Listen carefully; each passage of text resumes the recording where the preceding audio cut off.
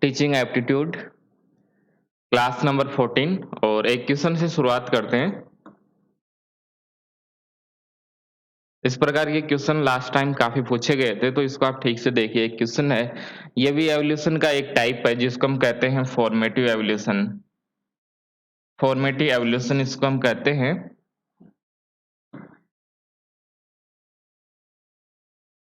Okay, तो ये आपका क्वेश्चन है, इसमें आपको बताना है कि फॉर्मेटिव एवोल्यूशन से जुड़ा हुआ कौन-कौन सा इसमें पॉइंट्स को शामिल किया गया है। ये भी एक एवोल्यूशन का एक टाइप ही होता है फॉर्मेटिव एवोल्यूशन, इसको हम देखेंगे क्या होता है। लेकिन इसमें इस क्वेश्चन में आपसे पूछा गया है कि इसमें हम कौन-कौन से ऐसे पॉइंट्स हैं, जिनको हम शामिल कर सकते हैं फॉर्मेटिव एवोल्यूशन के अंतर्गत। तो कई सारे पॉइंट्स हैं, इनको हम देखेंगे, लेकिन इससे पहले ये समझ लेते हैं कि होता क्या, आखिर फॉर्मेटिव एवोल्यूशन होता क्या है? इसके बारे में बात कर लेते हैं पहले। ये मुख्य रूप से एक क्लासरूम चल रहा होता है। मान लेते हैं एक क्लास है, तो एक क्लास चलता है, हमेशा एक क्लास चलता रहता है और जो मास्टर जी होते हैं वो लगभग 20-25 दिन या 1 महीने के अंतर्गत आपका एक टेस्ट लेते हैं। 15 या 20 दिन हो सकता है या 1 महीना हो सकता है, इस दौरान आपका एक टेस्ट लिया जाता है। तो बीच के अंतर्गत जब क्लासेस चल रही है और क्लास के बीच में बार-बार टेस्ट लिया जाता है, बार-बार लगातार जहाँ पर टेस्ट लिया जाता है, तो वहाँ पर जिस एवोल्यूशन को काम में लिया जाता है उसको हम कहते हैं फॉर्मेटिव। तो पहले आपका टेस्ट लिया जाएगा, 15 दिन हो सकता है या 1 महीना हो सकता है। और इस टेस्ट को लेने के बाद में आपको फीडबैक दिया जाएगा और आपकी कमियाँ हैं वो बताई जाएगी। तो आपकी जो कमियाँ हैं उससे आपको पता चल जाएगा, आपको बार-बार फीडबैक मिलता रहेगा और बार-बार आप 1 वर्ष में कई बार सुधार कर सकते हो कि हमारी प्रॉब्लम क्या है, हमने कौन-कौन सी गलतियाँ की हैं, उन सब के बारे में आपको पता चलता है। तो इसी को हम फॉर्मेटिव एवोल्यूशन कहते हैं, जब बार-बार आपका क्लासेस चल रही होती है 1 साल के अंतर्गत, साल के अंत में नहीं, जो हमारा सेशन चल रहा होता है, सेशन में ही कई बार इस प्रकार का एवोल्यूशन होता है 15 दिन या 1 महीने के अंतर्गत और बार-बार आपको इसमें फीडबैक मिलता है, तो इसी को हम कहते हैं फॉर्मेटिव एवोल्यूशन। तो इसके अंतर्गत आपको अच्छा खासा नॉलेज पता चलता है कि आपका नॉलेज कैसा है, मास्टर जी को पता चल जाता है कि आपको कितना नॉलेज है, किस विषय के बारे में आप कितना जानते हो, ये सब पता चल जाता है और जो स्टूडेंट है, उसका भी जो चिंतन स्तर है, रिफ्लेक्टिव लेवल है, वो अच्छा खासा हो जाता है क्योंकि उसको पता चलता है कि हमारी कमियाँ कौन-कौन सी है और उस कमियों को दूर करने का वह प्रयास करता है। जो भी कमियाँ हैं, उन कमियों को दूर करने का प्रयास एक लर्नर के द्वारा किया जाता है। तो ये जो फॉर्मेटिव एवोल्यूशन है, इसको हम असेसमेंट के साथ में जोड़ सकते हैं। लास्ट जो क्लास था उसमें मैंने असेसमेंट बताया था कि आपको क्या होता है असेसमेंट, जिसमें आपको मार्क्स दिया जाएगा या आपको ग्रेड दिया जाएगा और उसके बाद में आपको फीडबैक दिया जाएगा। तो यदि इस फॉर्मेटिव एवोल्यूशन के अंतर्गत यदि आपको एक पॉइंट मिल जाए, क्या इसको हम असेसमेंट मान सकते हैं? क्या इसको आकलन माना जा सकता है? तो बिल्कुल, इसको आकलन हम मान सकते हैं।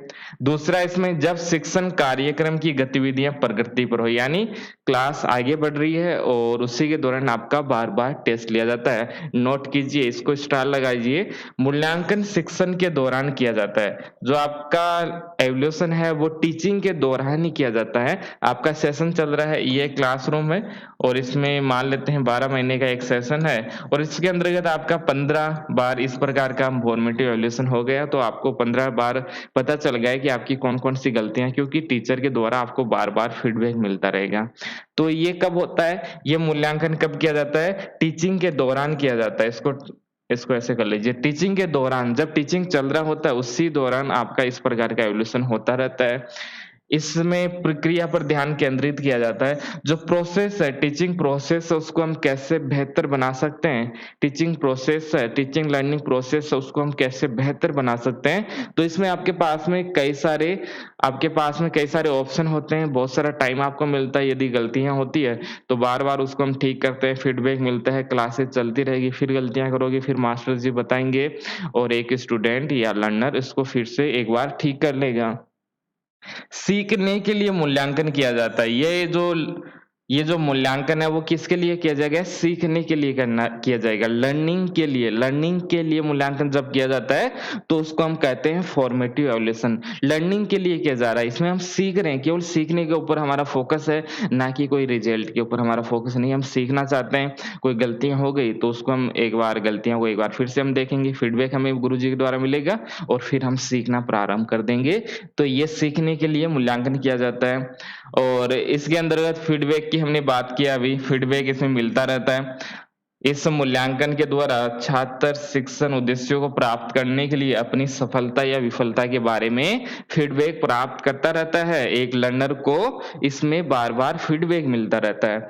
अगला पॉइंट है, ये छात्रों की शिक्षण संबंधित जो त्रुटियां होती हैं, यानी कुछ एरर्स यदि आता है स्टडी के दौरान, तो उसको खत्म करने में या उसको एंड करने में एक जो टीचर है वो महत्वपूर्ण भूमिका निभाता है। इसके अलावा ये किया कैसे जाएगा?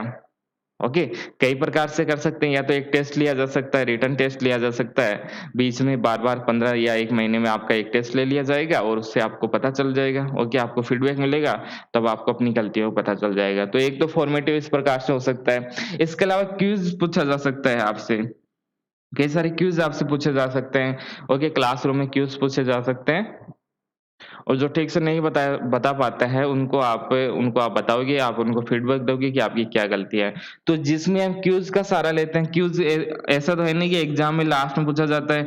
क्यूज़ तो मास्टर जी कभी भी पूछ सकते हैं क्लास में, कभी भी क्वेश्चन इस प्रकार से पूछ सकते हैं। एक सीरीज़ लाएँगे और आपको देंगे और आप उसको कीजिए, या टीचर बोलते जाएँगे और ऊपर हाथ करते जाएँगे किस-किसका सही है, किसका नहीं है। तो ये क्यूज़ सेशन हो सकता है आपका। इसके अलावा यूनिट टेस्ट हो सकता है। जैसे आपका एक यूनिट कंप्लीट हो गया, जैसे आपका एक यूनिट कंप्लीट हो गया, जैसे अभी हम पढ़ रहे हैं टीचिंग एप्टीट्यूड पढ़ रहे हैं, तो इसमें जैसे ही आपका एक यूनिट या टीचिंग वाला पोर्शन खत्म हो गया, उसके बाद में टेस्ट ले लिया जाएगा। सेकंड चैप्टर शुरू हुआ, सेकंड चैप्टर खत्म हो गया, उसके बाद में टेस्ट ले लिया जाएगा। ओके, तो इस प्रकार से जैसे-जैसे आपका एक यूनिट कंप्लीट होता है या कोई एक चैप्टर खत्म होता है, तो उसके बाद में आपका इसमें टेस्ट ले लिया जाता है।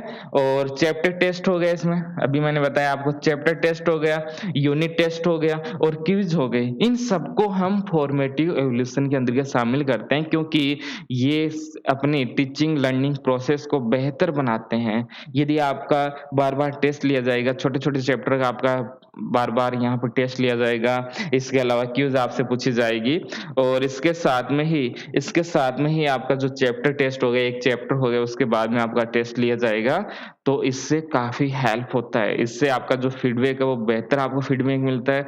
आपकी कमियों को आपको आसानी से पता चल जाता है इसमें कि आप कौन-कौन सी कमी है, फिर आपको फीडबैक मिलता रहता है। तो यही होता है फॉर्मेटिव इवैल्यूएशन।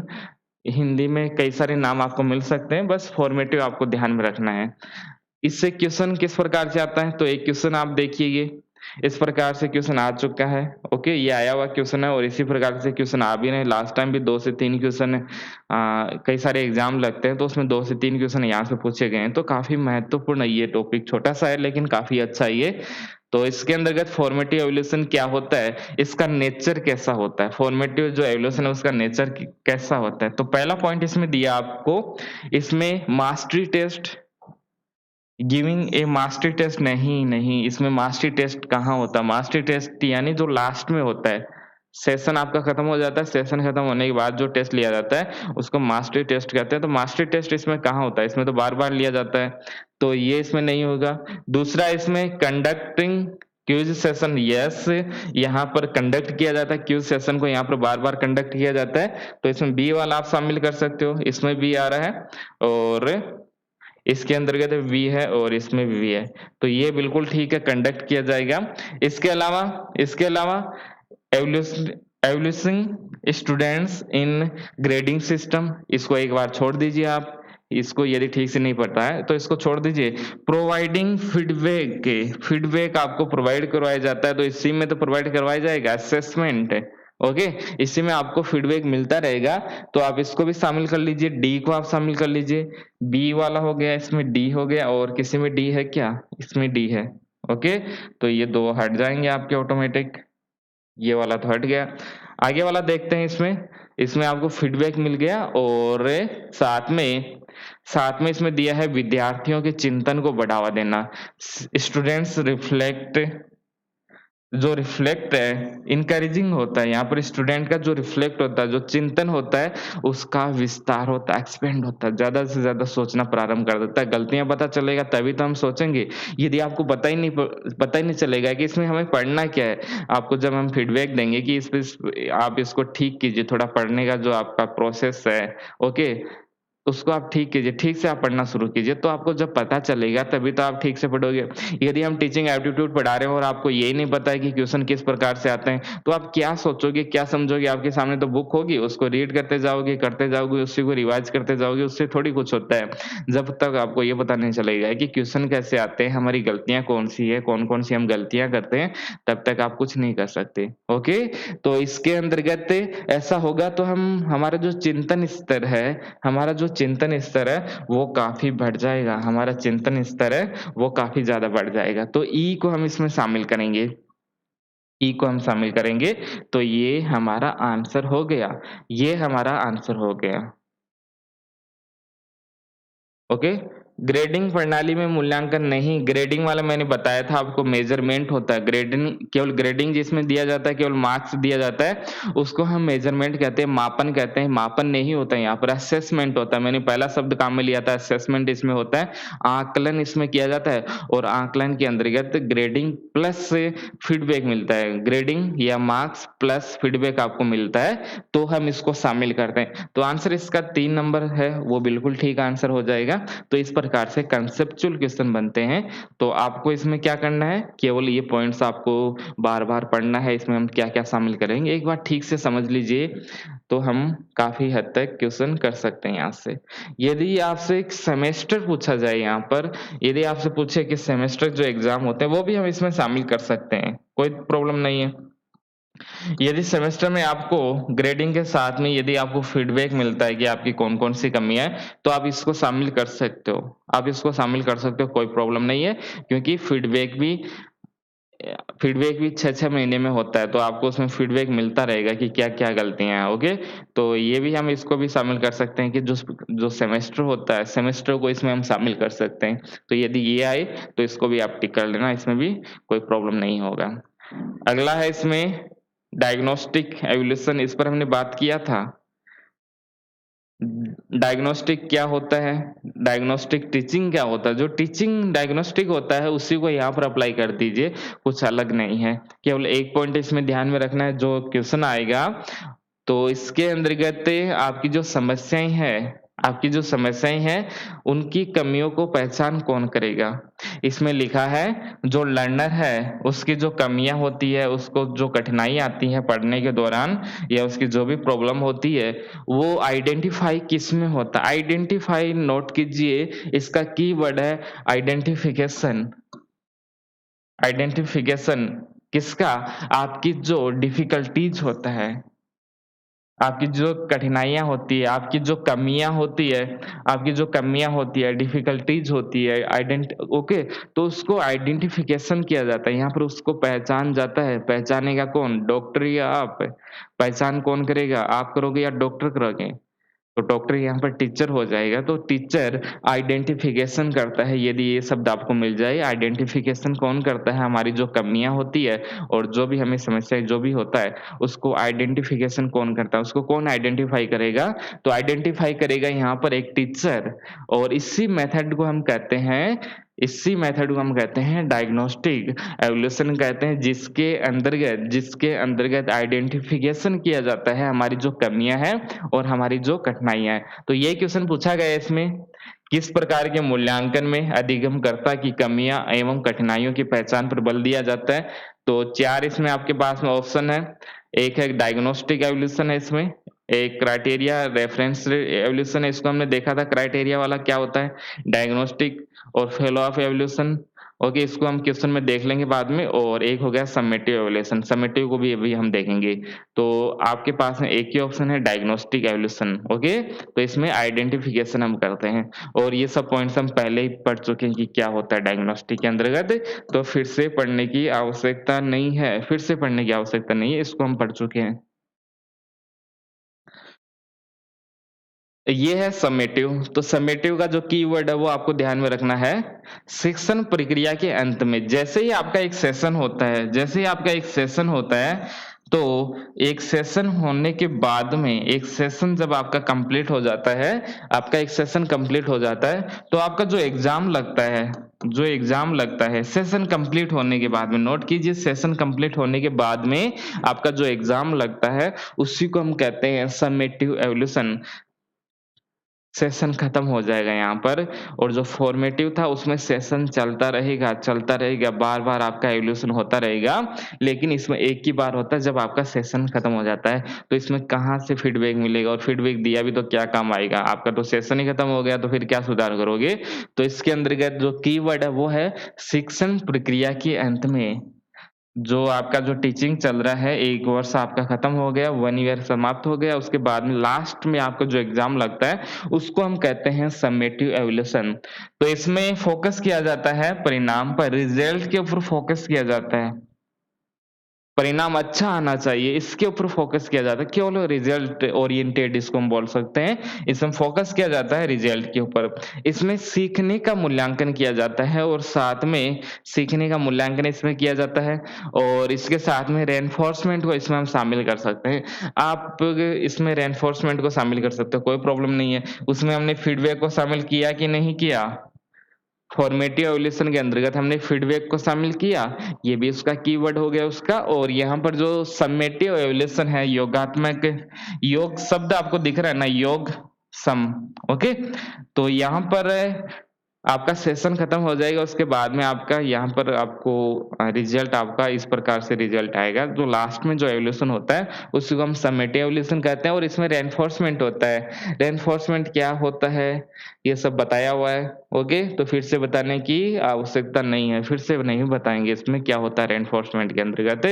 तो इसके अंतर्गत आपको रेनफोर्समेंट होता है। तो पहली क्लासेस देखिए, आप शुरुआत से देखोगे तो आपको सब समझ में आ जाएगा कि क्या हम बता रहे हैं। तो फिर से रिपीट तो हम नहीं करेंगे, क्योंकि रिपीट करने का कोई फ़ायदा नहीं है, और यदि रिपीट करेंगे तो ये भी कुछ पढ़ाने का फ़ायदा नहीं है, क्योंकि आप तो वो पहले वाले नहीं देखे हैं, तो इसको बताने का क्या फ़ायदा होगा। और जिसने ठीक से पहले की क्लासेस की है, उनको पता होगा कि क्या होता है, रेनफोर्समेंट क्या होता है। तो समेटिव एवोल्यूशन के अंतर्गत ये सब होता है, ये आपको पता चल गया होगा। डायग्नोस्टिक की हमने बात किया, और साथ में हमने बात किया फॉर्मेटिव एवोल्यूशन की। अगला है एक सीसीई, जिसको हम कहते हैं सीसीई, इसको हम कहते हैं, इसको लिख लीजिए, सतत एवं व्यापक, सतत एवं व्यापक मूल्यांकन इसको हम कहते हैं। सतत और व्यापक मूल्यांकन इसको कहा जाता है, जिसको हम सीसी कहते हैं, कंटीन्यूअस एंड कॉम्प्रिहेंसिव एवोल्यूशन। इसके बारे में वैसे तो मैंने आपको बता दिया है, अलग से बताने की आवश्यकता नहीं है। ये थोड़ा-सा ठीक से आपको दिखेगा नहीं, ओके? क्योंकि ये जो गवर्नमेंट की कोई बुक थी, वहीं से मैंने इसको लिया है, वहीं से सीधा ले लिया है, कौन टाइप करे इतना मेहनत थोड़ी होता है। तो इसको वहीं से मैंने ले लिया था, तो आप पीडीएफ में डाल दूँगा, टेलीग्राम चैनल पर डाल दूँगा ये, तो वहाँ से तो आपको ठीक से दिख जाएगा। यहाँ से थोड़ा ठीक से नहीं दिखेगा आपको, ओके? तो ठीक से नहीं दिखेगा, कोई प्रॉब्लम नहीं, लेकिन होता क्या है ये मैं बता देता हूँ, वहाँ से आप पढ़ लेना, इसको रीड कर लेना एक बार। सतत एवं यहाँ पर व्यापक मूल्यांकन की बात की जा रही है। आपका जो मूल्यांकन है वो निरंतर होना चाहिए।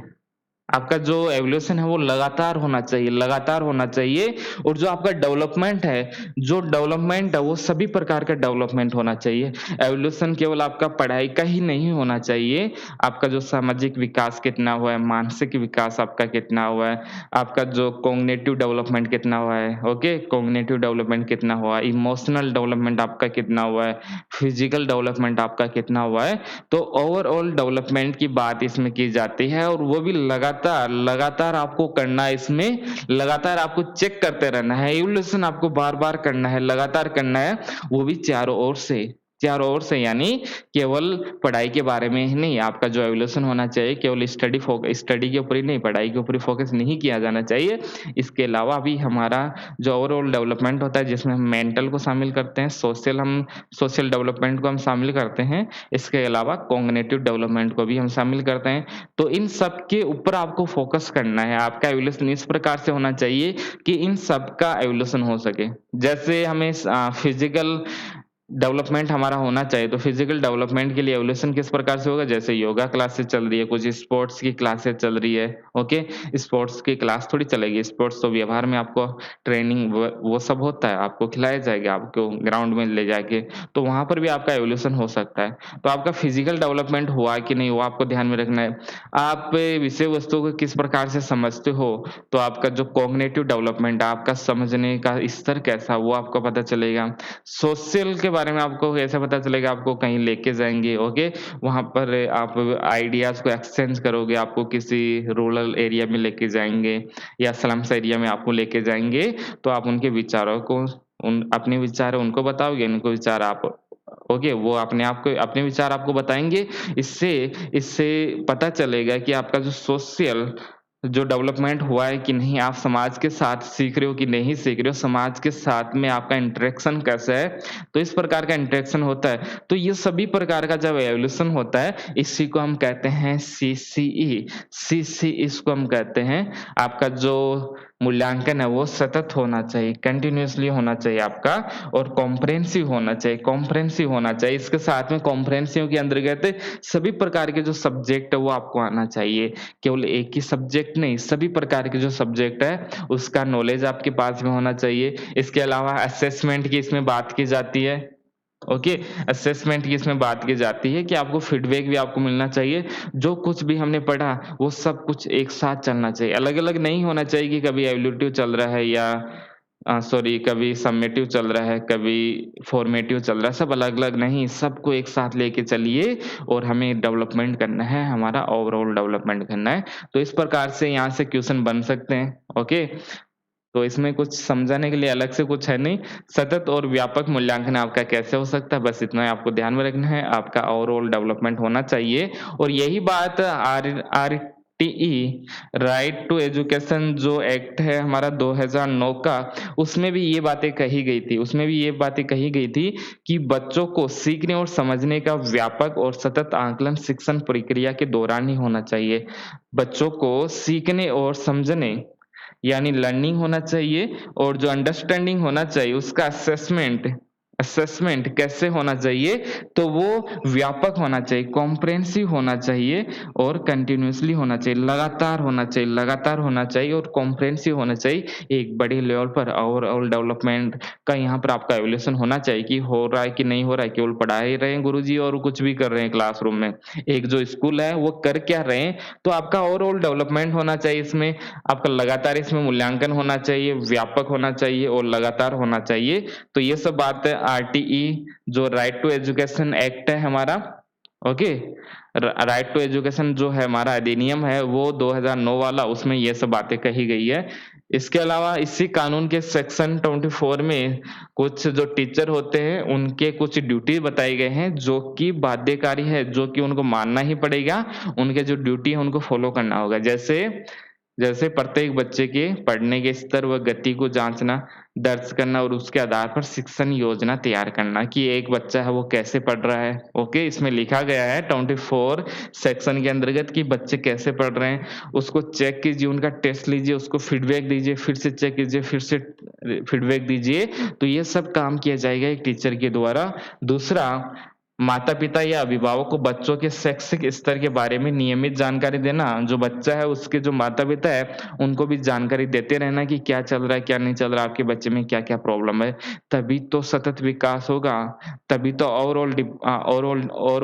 ओवरऑल विकास होगा, डेवलपमेंट होगा जब उनके माता-पिता को पता चलेगा क्योंकि घर में भी तो हमें डेवलपमेंट करना है, केवल स्कूल के अंदर तो डेवलपमेंट होगा नहीं, घर जाएगा तो वहाँ भी उसको डेवलपमेंट करना है। तो ये सब पॉइंट्स है जो आप देख लेना इसको, कुछ अलग से इसमें बताने वाला नहीं, इतना आपको बता दिया, इतना काफ़ी है।